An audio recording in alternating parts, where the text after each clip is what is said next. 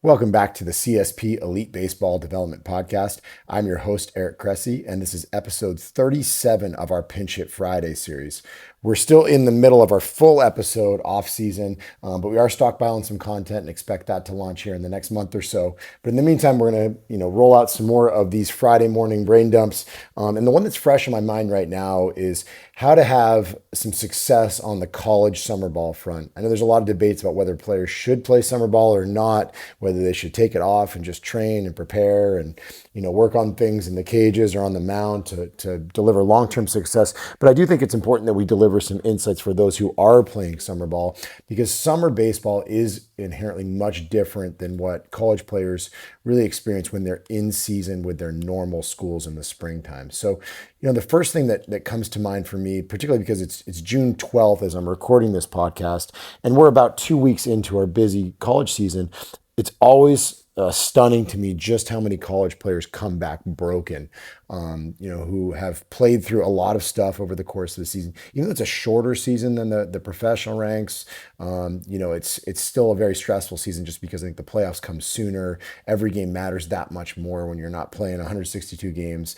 So every game is kind of played like the postseason. So you do see a lot of athletes that they have a wrist irritation and they just get an injection on it. I saw one athlete who had an epidural and facet injections in his back, and then he went and pitched 3 days later, which is pretty crazy. I don't advocate for this kind of sports medicine treatment, but I do recognize that it is unfortunately part of the game in the college ranks where winning matters. And unfortunately, when early June rolls around and we see some of these athletes, we're kind of in a position where we have to put them back together as quickly as we can, be advocates for them. And so the first thing I would say is, secret number one is don't start off broken. A lot of players push through things during conference tournaments, and then they come off anti-inflammatories or whatever it is they're using, and they wind up in a world of pain right as they start to go into summer ball.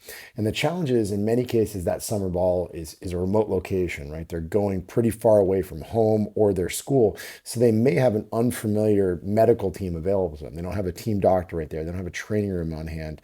It's one of the reasons why we built out a really comprehensive medical staff that we can refer to for all different specialties in the area. So things can get much worse much quickly. So if you are in this early June timeframe, you've been banged up during the spring, the first thing you need to do is you need to make sure you get a good diagnosis and a treatment plan in place before you race off to a remote location where you're staying with a host family or in a place where you might have an athletic trainer that's unfamiliar with your injury history. You just don't want to start the season off in a bad place.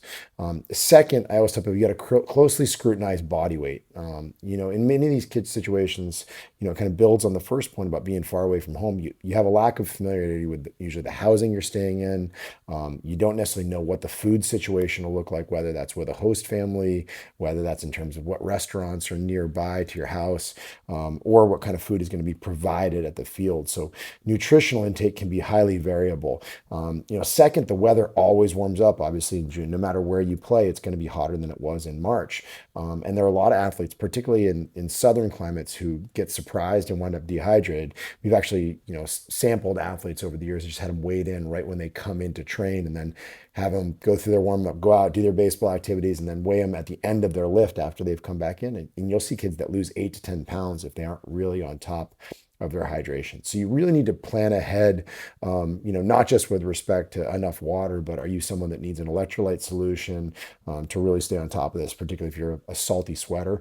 I always ask guys, are you preparing, food to bring to the ballpark with you in case there's a rain delay, right? What happens if you're there an extra 3 hours compared to what you expected? What happens if the team bus breaks down or something like that? So you always want to closely scrutinize body weight, and underneath that strategy, there are a whole bunch of other objectives that you can really employ to make sure that you're not wasting away. We know that body weight is really predictive for pitching velocity, for exit velocity, and frankly, it's just a good objective measure of how healthy you are. You shouldn't yo-yo a lot day to day.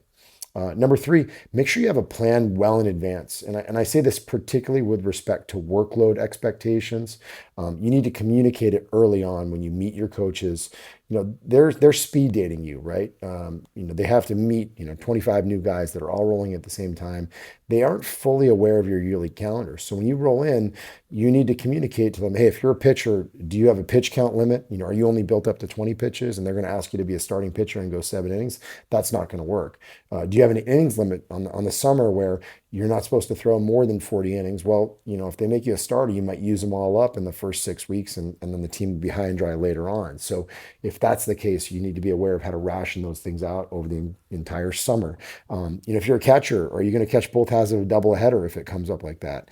And if you're a position player, do you have certain positions, that they're planning to play you at? Are there certain positions that your in-season coach at whatever your college is really wants you to work on to get extra reps in summer ball? These are all things that need to be communicated well in advance, because it's not uncommon to see an athlete at the end of the summer be upset that they either got too much or not enough workload. We've seen lots of blowups over the years with athletes who, the coaches were mad because they left when they hit their innings limits, and the coach didn't know that it was in place from the get-go. So I always try to communicate a bunch on the front end, and hopefully you guys get on the same page so that you can have a productive summer.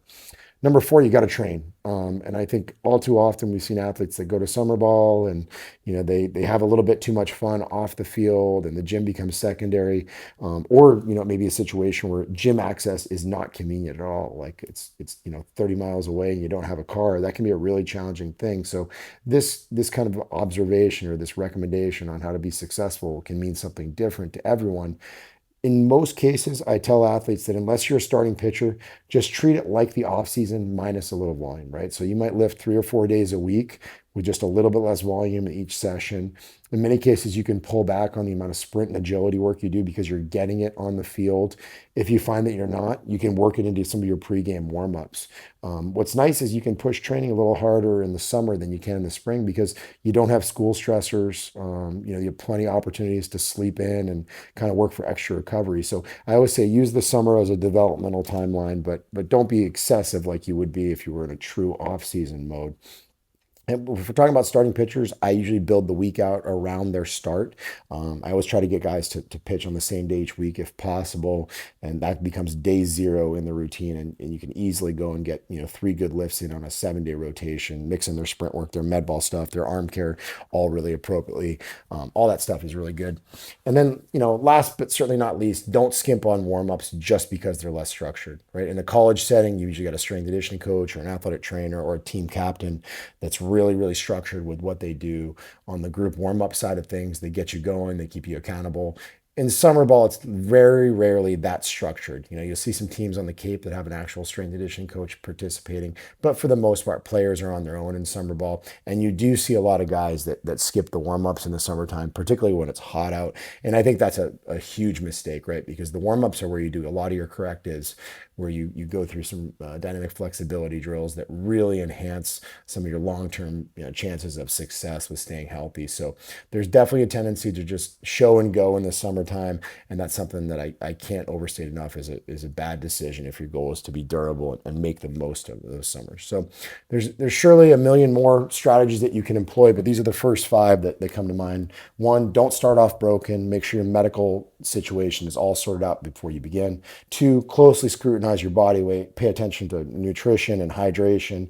3, have a plan well in advance, particularly on workload expectations, and communicate it with your coaching staff.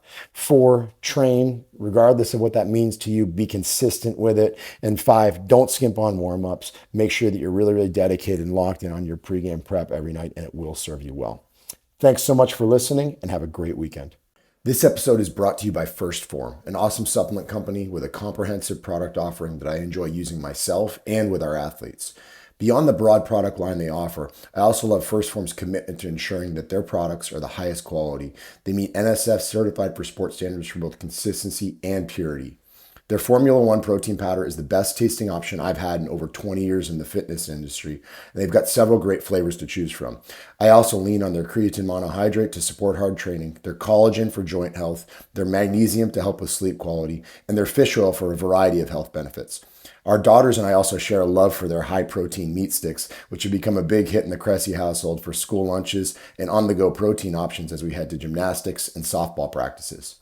Of course, First Form products also have been really popular with our athletes at Cressey Sports Performance, and they're used by some of the top-performing athletes and most recognizable sports franchises in the world. Above all, the people at First Form are top-notch, and that's a rarity in an often unethical business. First Form is dedicated to empowering people on their fitness journeys, and that dedication is matched by only their unwavering commitment to exceptional quality and unparalleled customer service. Check them out for yourself at www.firstform.com/Cressey. That's 1stphorm.com/CRESSEY and get free shipping on your order of $75 or more. Additionally, they're offering amazing 10% more than your money back guarantee if you're not fully satisfied with your purchase. Again, that's firstform.com/Cressey to get free shipping on your order of $75 or more.